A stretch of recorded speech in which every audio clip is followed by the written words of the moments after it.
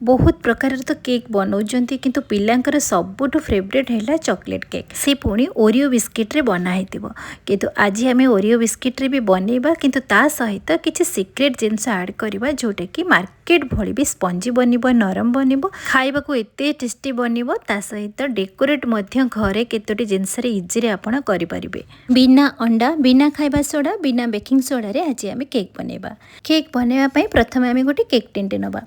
Cake tin रे अल्प refine तेल टिके लगे नबा तापरे गोटे बटर पेपर को साइज करके काटिकी से आम अल्प किसी रिफाइन तेल लगे एबे केक टिन को साइड रखिबा। एबे आमे गोटे सॉस बनैबा सेति आमे गोटे सस्पेन नबा से मु 2 चम्मच ये कोको पाउडर नहीं ता सहित ये गोटे चम्मच नहीं कॉफी पाउडर निहाती ऐड करेंगे।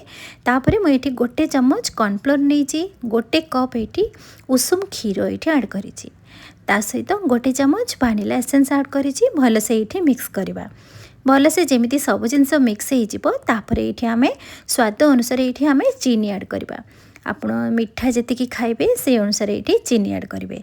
तो मुझे हाफ कप पाखापाखि चीनी ऐड करी सब जिनस को भलसे मिक्स करवा जमी लंग्स रही तापर आम गैस चूल्हा ऑन करके आम 3 ରୁ 4 मिनिट पर्यंत आम ताको मिक्स करवा। ध्यान रखिए गैस फ्लेम को स्लो रखिकी आम यही सॉस टी बनैबा जमी देखिए बहलिया हो आसूची। एबे गैस फ्लेम को बंद करके एठी देखि पारुथिबे पूरा गरम अच्छी से गोटे चम्मच बटर ऐड करी। तो गैस चूल्हा जिते बसई थी आपण मानक देखी नी तो ये देखिकी जानीपे केते गरम अच्छी आउ केते शाइनिंग भी आसी जाउची। एई भली भाबरे आपण बहलिया करिवे बेसी काठुआ करेंगे कि बेसी पतला भी करेंगे। सबू मेजरमेंट को ध्यान रखिए देखिए परफेक्ट बनब। बिना चॉकलेट रे आपण घरे ये भाव में इजी रे चॉकलेट सॉस बनै पारिबे। देखिए टेस्ट रो किछि भी फरक आसीबनी बहुत ही टेस्टी बनब।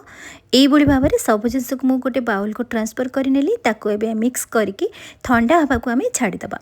केक बनैबा मुझे गोटे पैकेट नहीं ओरियो बिस्किट तो मुझे बड़ वाला पैकेट नहीं आपड़ छोट वाला पैकेट दुईटा नहीं पारे किंबा क्वांटिटी हिसाब से बेसी कम करें। ओरियो बिस्किट को आम गोटे प्लेट रे आम ट्रांसफर करनबा से क्रीम जमा काढ़ेनि आपड़ जदि चाहिए क्रीम को काढ़ी पारे किंतु क्रीम सहित आप बिस्किट को यूज करेंगे। देखिए मार्केट वाला ठू भी बहुत ही टेस्टी बनब। आपड़ ओरियो बिस्किट जगह अलग किसी बिस्किट नहीं पारे किंतु ध्यान रखिए सल्टेड वाला बिस्किट जमा भी नेबेनि। एभली भाव में बिस्किट के सब प्रथम आम भांगीदबा भांगी सारा पर आम ताको गोटे ब्लेंडिंग जार ऐड करवा। आज ये टिप्स को निश्चित भाव में फॉलो करेंगे 100% ग्यारंटी दूची आपण मैंने बहुत ही बढ़िया केक बनैबे। ओरियो बिस्किट को आम गोटे ब्लेंडिंग जार ऐड कर सारापर से आम स्वाद अनुसार ये आम 4 ରୁ 5 चम्मच ये चीनी ऐड करी मेजरमेंट रे हम हाफ कप पाखापाखि। एबे सब जिनस को भलसे आम गोटे पाउडर बनैबा। यही बिस्किट पाउडर को आम गोटे बाउल को ट्रांसफर करवा किंतु ता पूर्व आम मापिकी ये नबा। मापिकी जदि आम सब जिनस ये यूज करवा आमर केक टी बहुत ही बढ़िया बनब।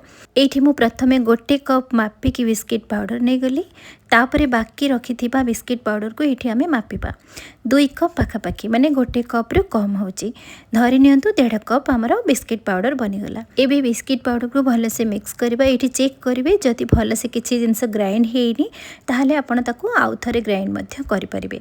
एठी आमे गोटे स्टैंडर्ड रखिबा सेथिरे आमे हाफ कप पाखापाखि अमूल पाउडर नपा। तापरे मु एठी गोटे कप नेइची मैदा आपण मैदा जगह अटा नहीं पारे ता सहित मुझे गोटे चम्मच कॉफी पाउडर नहीं 2 चम्मच नहीं कोको पाउडर। एबे सब जिनस को भलसे मिक्स करके आम ताको छांकी नबा। अमूल पाउडर ये ऐड कराई केक रो टेक्सचर भल आसीबो ता सहित टेस्ट भी भल आसीबो। एथिरे बेकिंग पाउडर कि बेकिंग सोडा मु एठी यूज करिनी आपण चाहिले मते यूज करि परिबे। आज आम बिना बेकिंग पाउडर बिना बेकिंग सोडा रे बनैबा। ए भली भाव में देखंतु छांकी सारा पर किछि दरदरा भी बाहरी आसीबो। एबे आमे सब जिनस को मिक्स करवा। एठी गोटे चम्मच कॉर्नफ्लोर मध्य एठी ऐड करवा। आमे प्रथम भूली जाइथिले तो कॉर्नफ्लोर को मध्य भलसे छांकी नबा। कॉर्नफ्लोर टा भल बाइंडिंग आसीबो ता सहित आमर केक टा आहुरी स्पंजी बनब। एबे पुणी आमे सब जिनस को भलसे मिक्स करके आमे साइड रखिबा। एपटे आमे किछि लिक्विड जिनस बनैबा पई गोटे बड़ जगाटे नबा। सब जिनस मिक्स करबा को हमको इजी हबो। एठी मु 1/3 पाखापाखि नेछि रिफाइन तेल आपण चाहिले मेल्टेड बटर किंबा घी मध्य नै परिबे। तापर एठी गोटे कप नहीं आमे क्षीर क्षीर ये रूम टेम्परेचर वाला नेबे बिल्कुल ठंडा नेबेनी कि गरम नेबेनी। ता सहित मुझे हाफ कप पाखापाखि दही नहीं जेहेतु आम आज बिना अंडारे बनैबा से आम हाफ हाफ कप पाखापाखि दही मेजरमेंट हम 3 ରୁ 4 चामच तापर आम गोटे बड़ फुल चामच नवा भानिला एसेंस एतिकी लिक्विड जिनस को आम प्रथम ऐड करके भलसे मिक्स करवा। ये दही जदि आप यूज करने को चाहूना ताले आप गोटे चामच भिनेगार ऐड करेंगे। ये सब लिक्विड जिनस को भलसे मिक्स करवा जमी सब जिनस इजी मिक्स हो आउ थे स्ट्रेनर रखा। प्रथम आम ड्राए जिनस गुड़ा जो रेडी करके रखी थे एवं आम सब जिनस को पुणी आउ थे आम चल नवा। मुझे 2 थर ड्राए जिनस को भलसे ये स्ट्रेनर साहाय्य चल नेली। आपड़ निहाती भाव में ड्राए जिनस को 2 थर कि 3 थर चलेबे जो कि केक रो टेक्सचर बहुत ही बढ़िया आसो स्पंजी बनब तुला परी नरम बनब आउ जालीदार भी बनब। जदि आप चाहिए प्रथम 2 थर ड्राए जिनस को चलेकी एकाथरक रेडी करके रखिदेवे। देखिए जदि पुणी दरदरा थी पुणी बाहरी आसो जोटा कि आमको केक बनवाई इजी हम। ये देखिए जापे पुणी केते खदड़ जिनस गुड़ा थिला आमर बाहरी आसला। एबे हमें केक बैटर को धीरे धीरे यही भाव में मिक्स करेंगे। एथिरे आउ एक्स्ट्रा क्षीर किंबा पानी एठी किछि भी लागबनी। एतिकी जिनस रे देखिए आमर सब जिनस परफेक्ट बनब। मेजरमेंट को आप ध्यान रखिए देखिए परफेक्ट बनब। केक रो बैटर जितेबाला भलसे मिक्स हो आपन को देखा रिबन फिता जमी ठीक से भाई आमर टेक्सचर आसीजिवो। ये बेसी मोटा नुहे कि बेसी पतला आसबनी।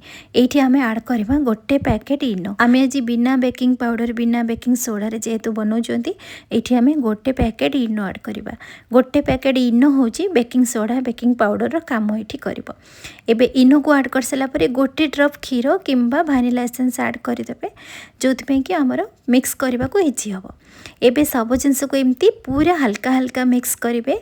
इनो ऐड कर सारापर स्पीड मिक्स जमा भी करेंगे। ये भाव में सब जिनस मिक्स हो सारापर आम प्रथम केक टिन रेडी करके रखी नहीं एबे केक टिन रे बैटर को ये ऐड करवा।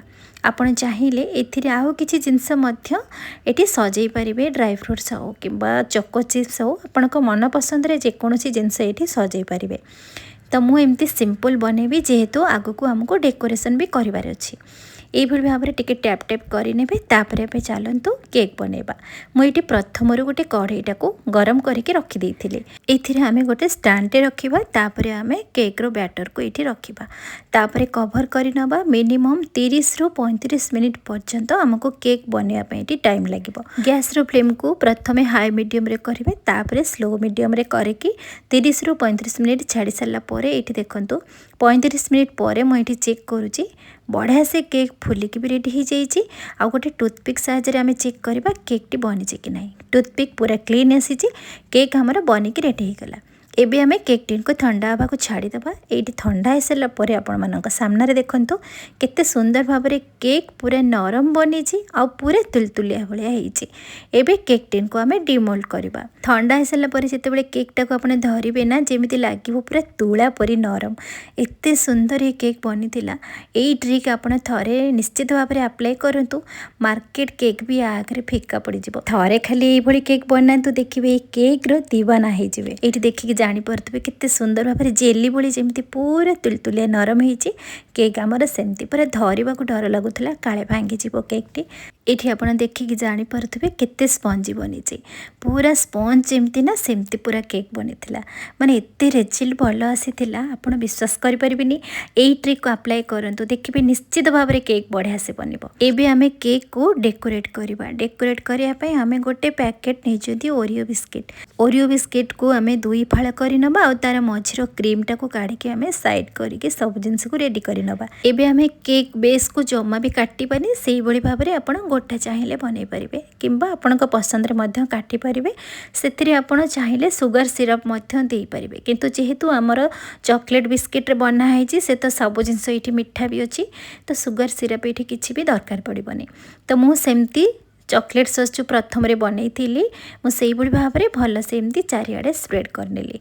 तो आपण मैंने तो देखिए जापे तो आप चाहिए गोटे पतला स्पैचुला जो सिलिकन आसूँ आप सिलिकन स्पैचुला साहाय्य एमती पूरा सामान भाव में आप चारिपटे स्प्रेड करेंगे। କିନ୍ତୁ ମୁଁ ଏମିତି ଖାଇବା ଚାମଚରେ ମୁଁ ଏମିତି କରିନେଲି ଯେହେତୁ ଘରେ ତ ବନା ହେଉଛି ତ ଇଜି ଉପାୟରେ ମୁଁ ଏମିତି ବନେଇନେଲି। ଏବେ ଚକୋଲେଟ୍ ସସ୍କୁ ଚାରିପଟେ ଲଗାଇ ସାରିଲା ପରେ ଆମେ ଏଇଠି ଯେଉଁ ଓରିଓ ବିସ୍କିଟ୍ ରଖିଥିଲେ ତ ଓରିଓ ବିସ୍କିଟ୍କୁ ଏମିତି ମୁଁ ଡେକୋରେସନ୍ କରିଦେଲି।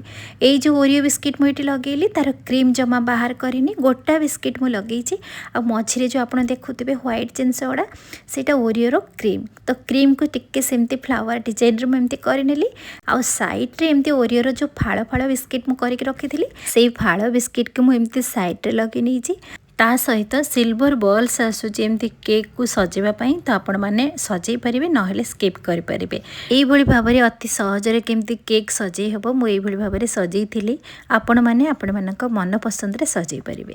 ଆଉ ଖାଇବାକୁ ଏତେ ଟେଷ୍ଟି ବନିଥିଲା, ଏତେ ସ୍ପଞ୍ଜି ବନିଥିଲା, ଆପଣମାନେ ଫ୍ରିଜ୍ରେ 8 ଦିନ ରଖନ୍ତୁ, କେକ୍ ଜମା ବି ଟାଣ ହେବନି। ଆଉ ଦେଖିବେ ଏତେ ଟେଷ୍ଟି ବନିବ, ଆପଣ ସବୁବେଳେ ବନେଇବେ।